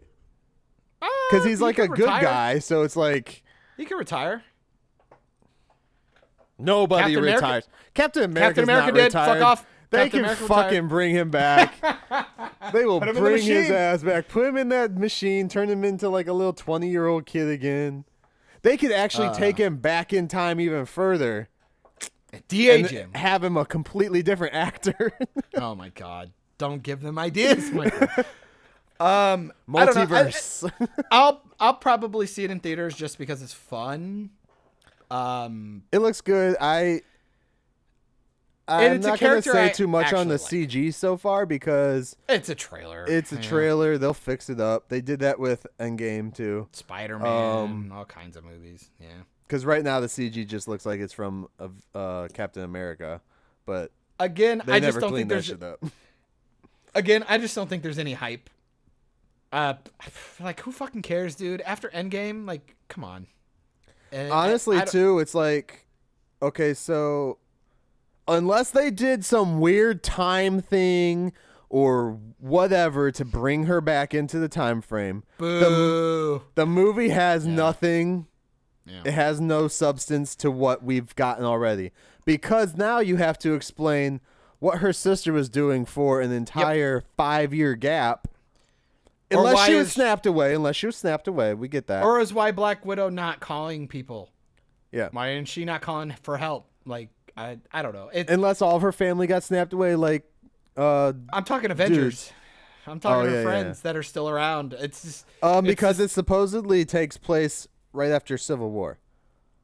So you'd still have Captain America. Yeah. But, I don't know. Apparently, Fury? Robert Downey Jr. makes a cameo. God, why? Great. Awesome. Glad we already retconned that. I told you that was going to happen. I knew it.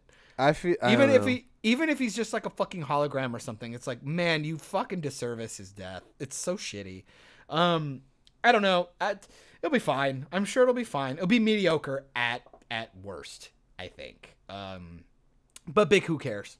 That's where I am. Like, I don't care. And everybody's like, oh, her fucking white suit. I'm like, Sarah Lance looked better in it. That's just her Ghost in the Shell suit. Fuck, right? I don't know. It'll be fine. What's up with her? I don't care about the white suit anyways. I mean, don't either. She's called Black Widow, not White Widow. Oh, shit. And fucking whitewashing confirmed. Again, they are working their asses off to get rid of every red-haired character in Disney. Like, what the fuck? Oh no! Take off your tinfoil hat, Michael. Just wait until we get the Vision Wanda show and they fucking change her hair to blonde. Yeah, right. Oh, why can't we have a pale white skinned? What's wrong with gingers? I like gingers. Red-haired chick in the movie, like. I like gingers. God. I'm sorry, people. I'm trying not to be mean or sad, because apparently I get sadder or angrier when John's on the podcast. Apparently. Well, it's because nobody pushes back. Everybody's just going back. Yeah, I liked it. Oh, you liked it too? Okay. Next movie. Like, that was Everybody fun. agrees with me when I have guests on, usually, too. Yeah, well. Sorry, Michael. Sorry, John. I have to be the combatant. John. Just stop. Just stop talking when I tell you to. Stop liking things. Stop hating things. I'm like, okay. I didn't just talk glowingly about 2 films that I loved beyond repair. But, you know, I hate everything. It's fine.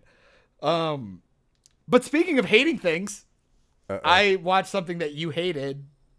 Oh, yeah. We were getting there, and then we got off topic again. That was totally my fault. I had to talk about it because it just dropped. Dude, on the last cast I did with Austin, we kept going off topic. I was like, I don't even know where we're at right now. Welcome to the world of tangents, man. It's just how this is why it's called a babble. Yes. I have I'll say so. Go. Hobbs and Shaw, man. Yeah. What'd you think? What the fuck? Did you watch the whole thing? I watched the whole fucking thing. And you can't say I told you to watch this, because I did not tell you to watch this. Nope. This isn't Tusk all over again. This is...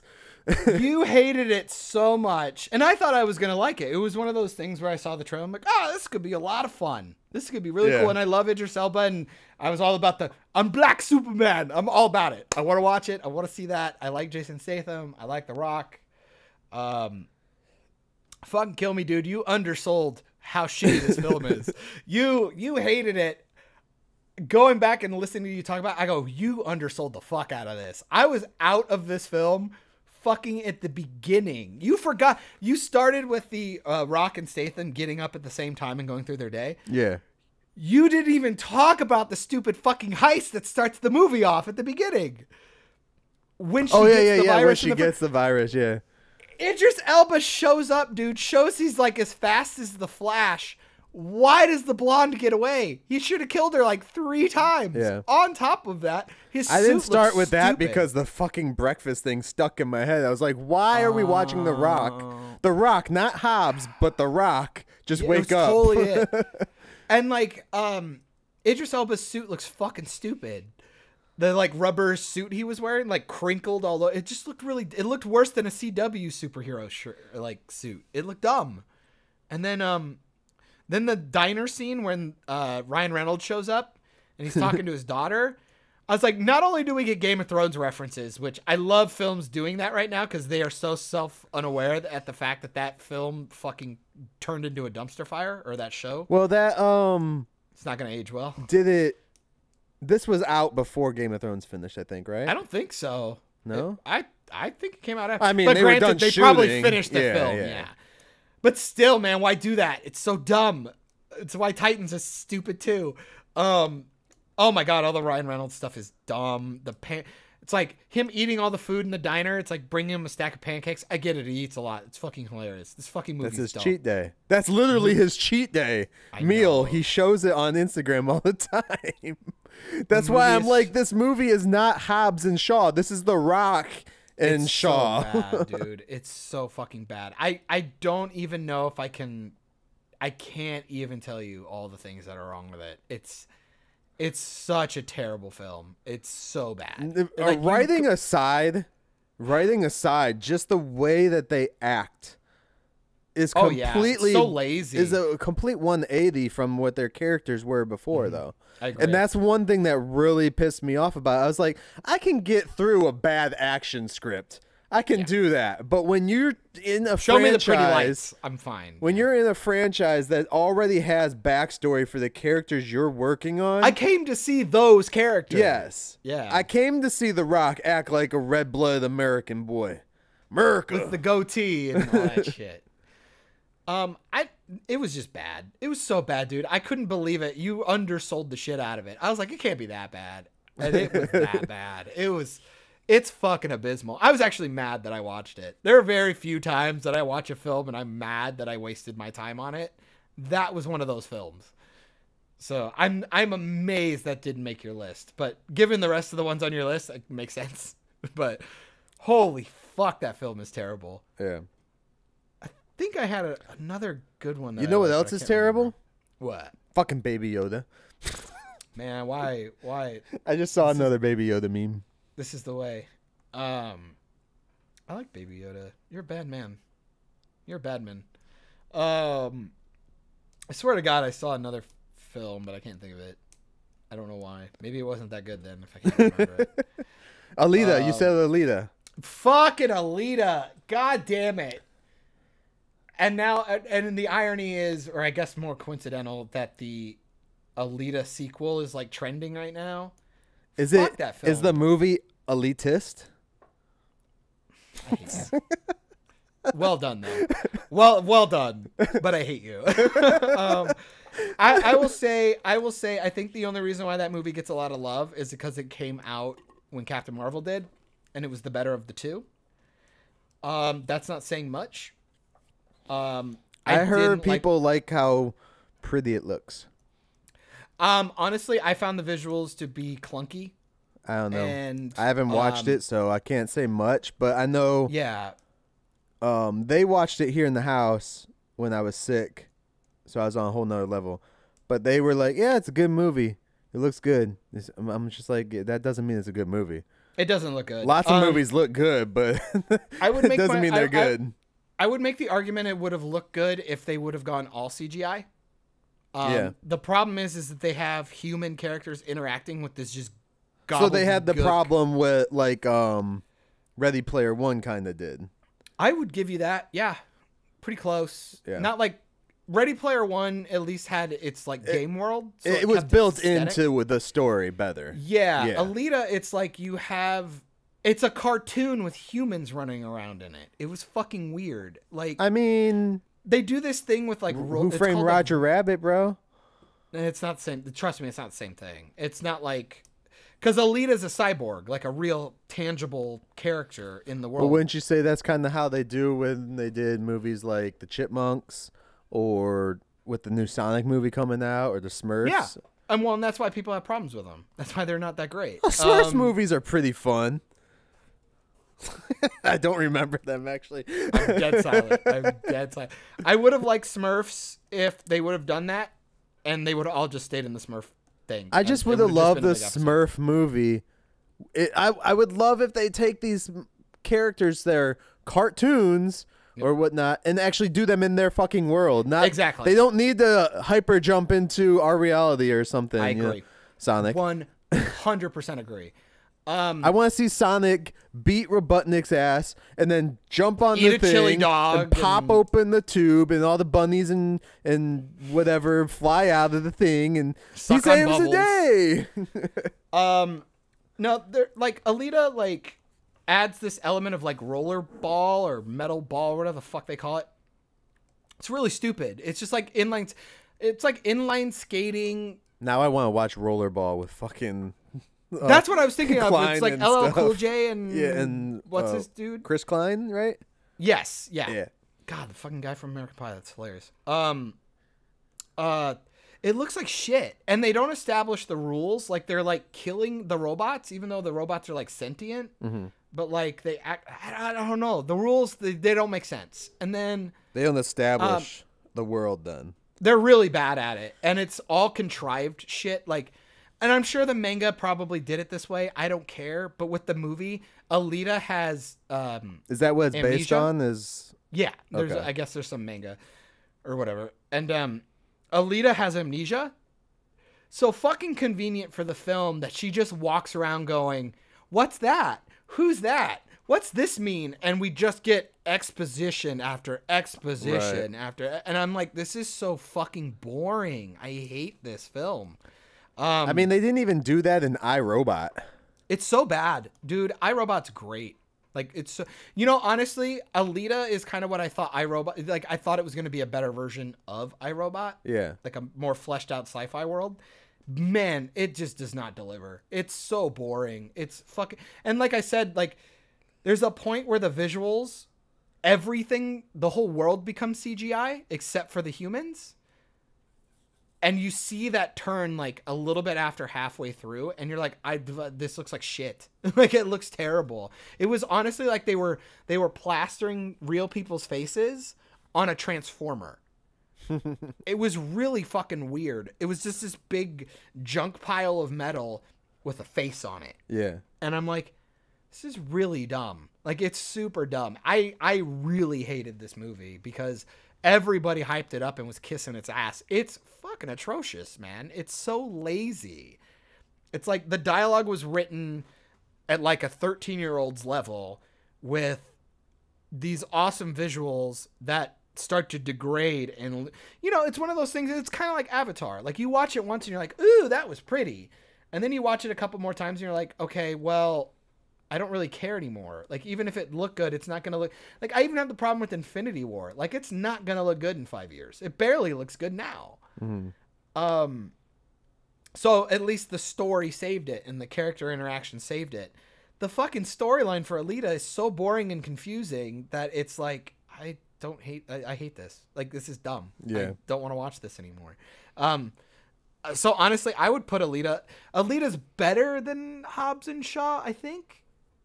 But not by much. I really didn't like it. I don't get the hype. I honestly don't.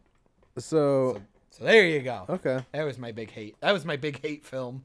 I watched it with Hannah, her dad, and her sister, and man, did they like it at all or no?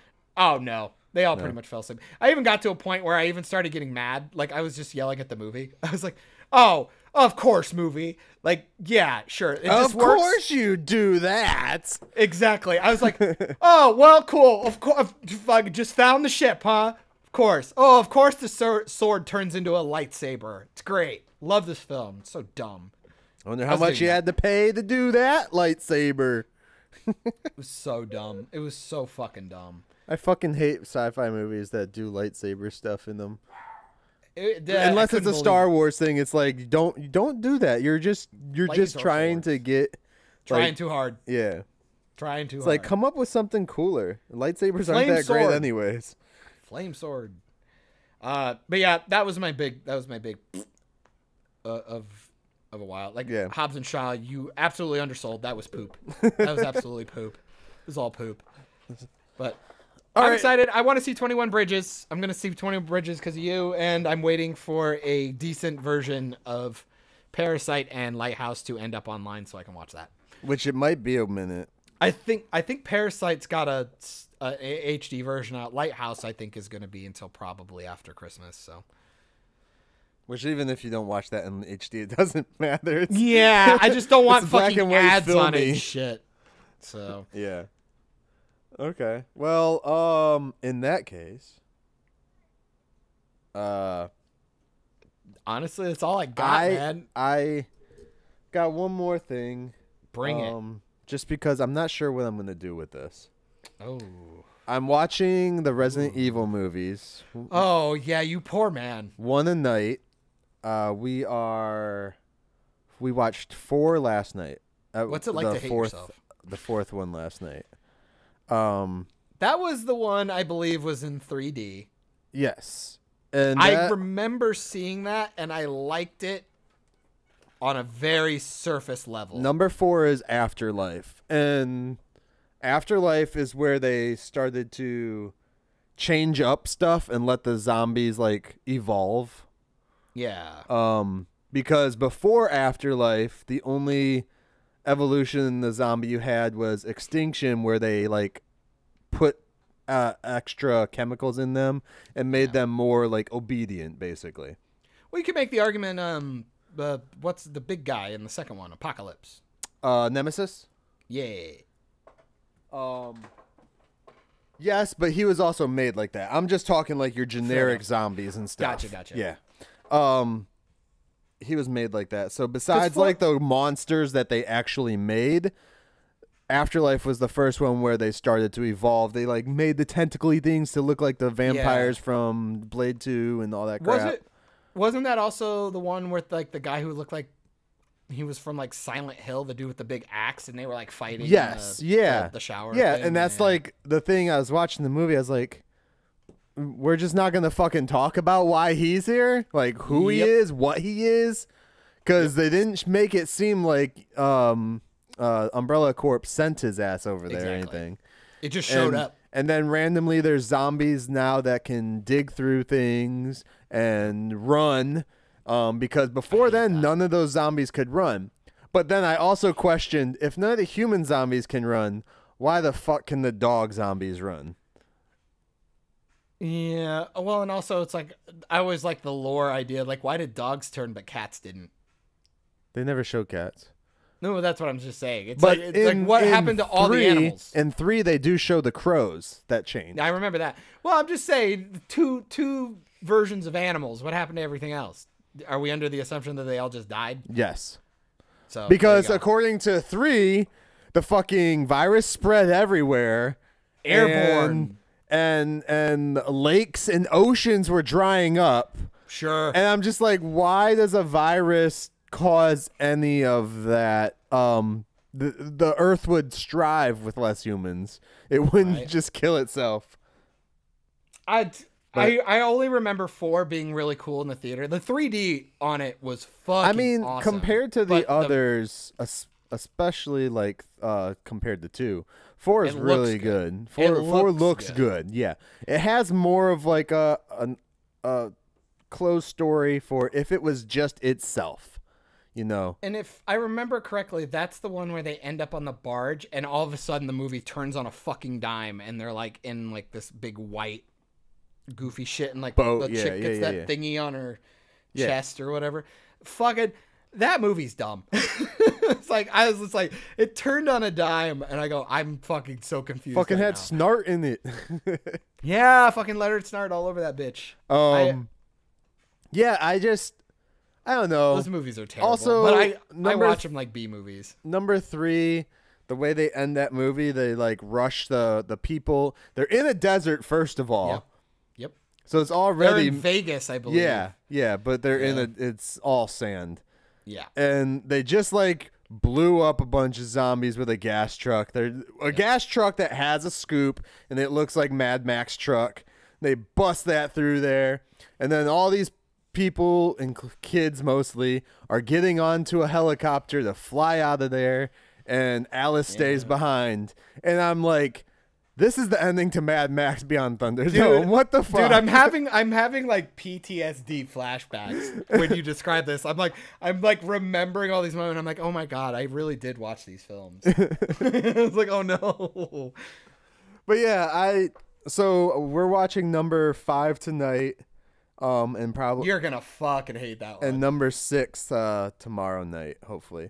And 6 then the final one, I believe. Right? Yeah. That's the last one. That's the one they got. The stunt double on that movie. She died.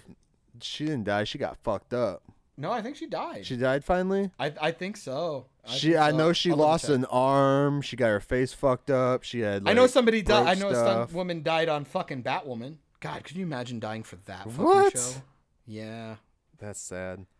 But yeah, because she got into a bike accident and she wasn't ready for it. Apparently the director told her. Oh no, she lost her arm. Yeah, she lost her arm. She broke her collarbone. She fucked her face up. She shattered bones in her face. Everything.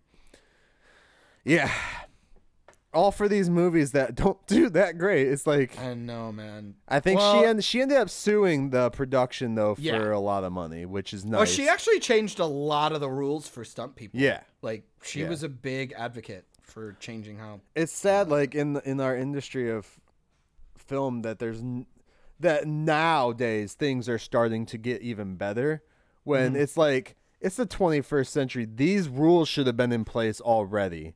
Like the whole like the PAs that keep getting hurt or even killed, the PAs that like just can't do the 16, 18-hour days continuously, and they just get too tired from it. It's hard on your body, and a lot of people don't understand it's hard on your body, and yet we still talk shit about these movies.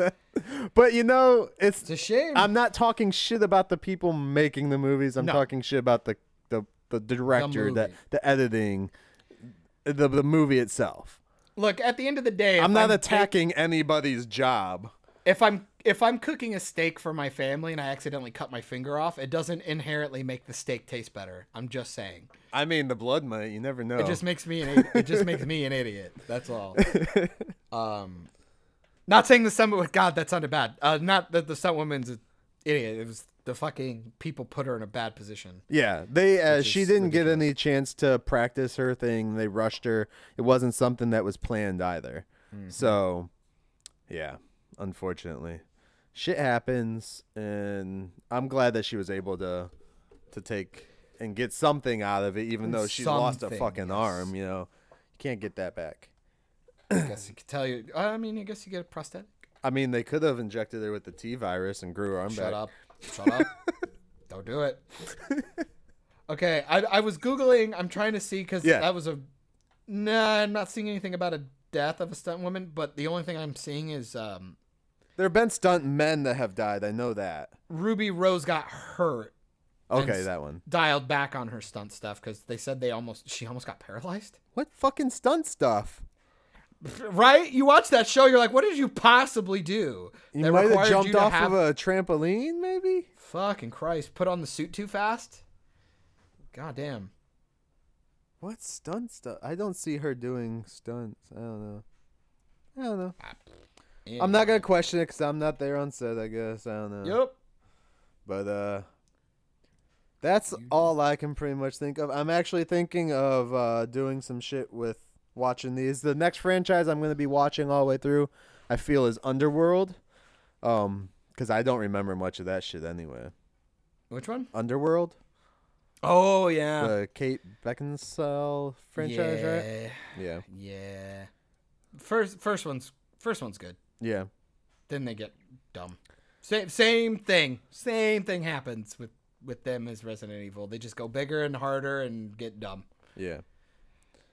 Bigger, harder, and I mean, if you're getting bigger and harder, there's less blood flow, so you're gonna end up getting dumb. Gross. I can't wait. Right. Well, all I know is I can't wait for your top 5 of 2020 in February. It'll be fun. My top 5 of 2020. Yeah, your top 5 movies of the year 2020, 3 months into the year 2020. There we go. So okay, I got 2 quotes for you. What? You're gonna double dip on me? What a glorious day. You almost think it was Christmas. It's like having sex. I double dip. What? I don't know what that means. Asked him out. All No.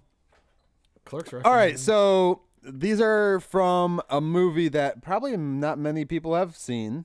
It's called FDR, American Badass.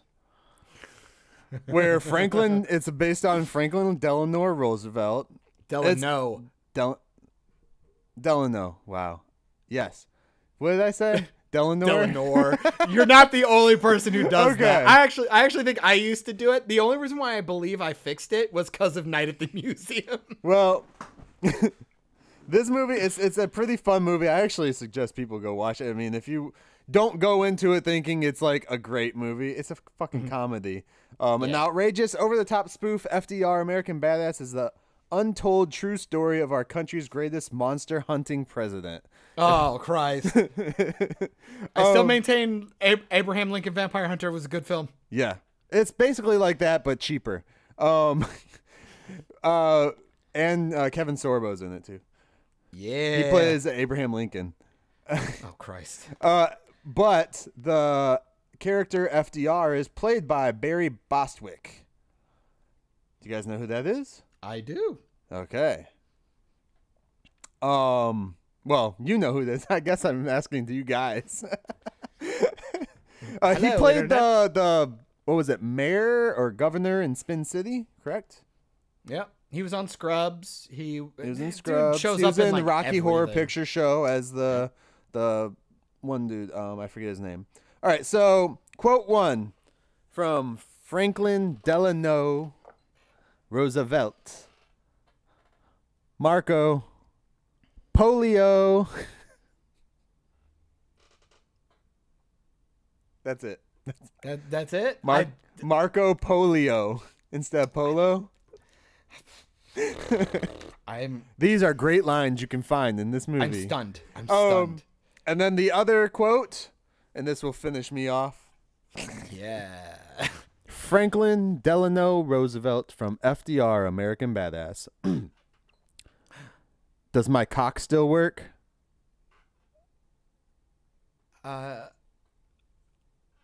Later, nerds. Why? You just finished another great episode of Operation Babble. You can catch every episode of Operation Babble on all your audio streaming services, including SoundCloud, iTunes, Spotify, Stitcher, Radio Public, and more. Don't forget to like us on Facebook at facebook.com/Operation Babble. And join the conversation today by searching for the Operation Babble group on Facebook. Links also in the description. Don't forget to find Myke on all social platforms, including YouTube, by searching Myke Shrews, MYKESHREWS. Thanks and have a great day.